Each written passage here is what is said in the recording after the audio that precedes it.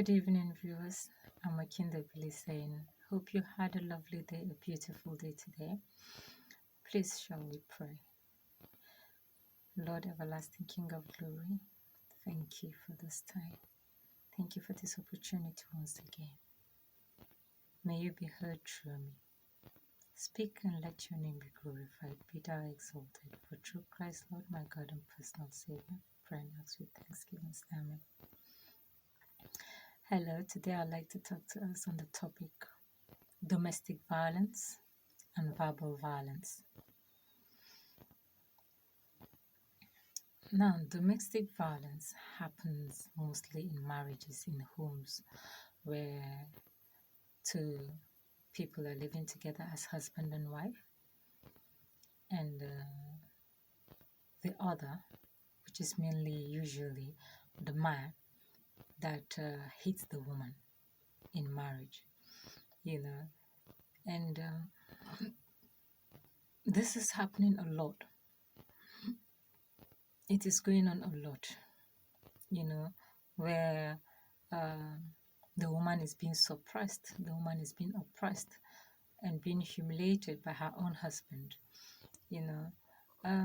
basically because of the man's ego, maybe, and pride, and taking himself as all in all, almighty, and then he does not listen, or practically, even if he listens, I think for most of these men, it's just that they're temperamental. They're very short-tempered, quick-tempered, and they cannot control it. So the slightest provocation by a woman, because of their pride and ego and everything, they just start to hit on the woman.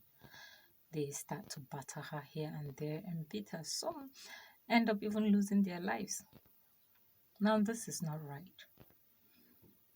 It is not right for any human being to go through such a thing, whether man or woman, whether man beating a woman or woman beating a man, but it's usually the men beating the women. Now, it would be nice if we know that it can be the other way around as well. Women should not get away with everything just because they are women. To be honest with you, some of us have mouth. We have mouth. We talk and talk and talk and talk and talk. Now we haven't got the man's power is in his body, his physique, his strength. He carries it in his body, not in his mouth.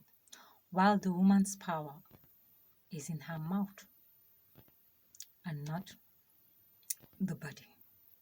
Now, either ways, you can kill each other, by hitting physically, by beating. Say the woman's, you don't know, the woman's lifespan or whatever is quite short. Sometimes you can just say, okay, mainly it's a slap, but that's the end of it. She falls and she dies. Or you beat and batter her here and there, and she cannot take it any longer. She gasps for breath and she dies. Now, that is a very serious issue. We have to be careful. Men, you have to be very careful, because you can commit murder. You can commit murder by hitting a woman, by hitting anybody. So you must learn to control yourself. You must learn to be a man. To be a man is not just by the physique. No, it takes a lot, mentally, emotionally. In all ways, you must show you're a man. And that means even in the way you control yourself as a man when it comes to being angry. And for the woman, women should not always get away with everything and they say domestic violence. No. It can also be a verbal violence. Some of us can talk. I tell you, some of us women, because our power, our strength is in our mouth. And this mouth, we can also use it to murder, to kill. You know, the Bible says the power of life and death is in the tongue. So what you say to a person, to your man, can hurt, can hurt, can really pain the person to the extent of dying in the state of struggling to forgive or even being unable to forgive. And that is murder. You have killed that person.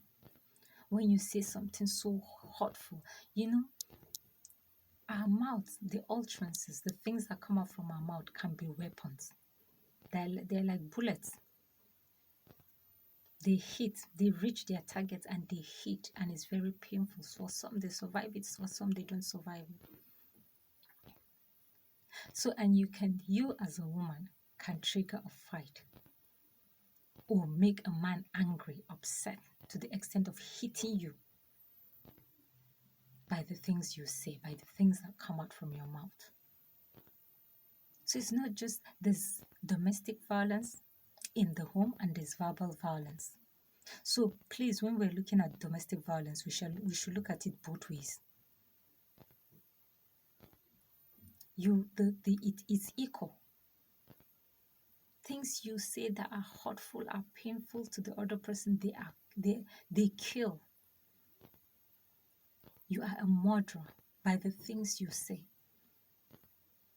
You hurt people's emotions. You break people's hearts. You hurt to the extent that, you know, you get someone to stand up and either hit you, or you hit someone to the extent that you make the person talk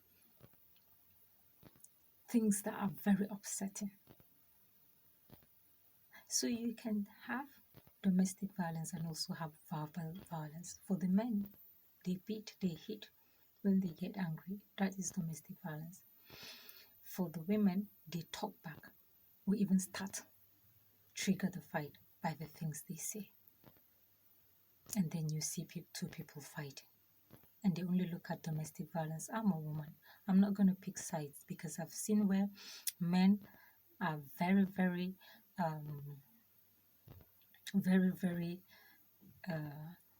angry by the things women say to them, and they react.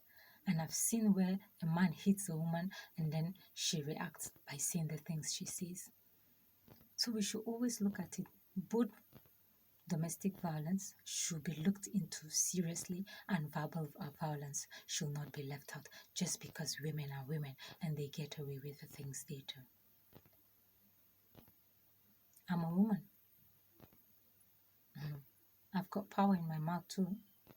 My strength is in my mouth, so I know what I'm talking about. But God should help us. So let's try, please, as adults, as parents, as human beings, to be considerate of each other, to think before we alter the things we say to people. Be careful. Your words can be as sharp as a razor blade, as a knife. Meanwhile, your hands, your legs you used to hit are also other weapons. So let's look at our individual selves and begin to work on our temper, so it doesn't lead us into murdering another person, killing another person.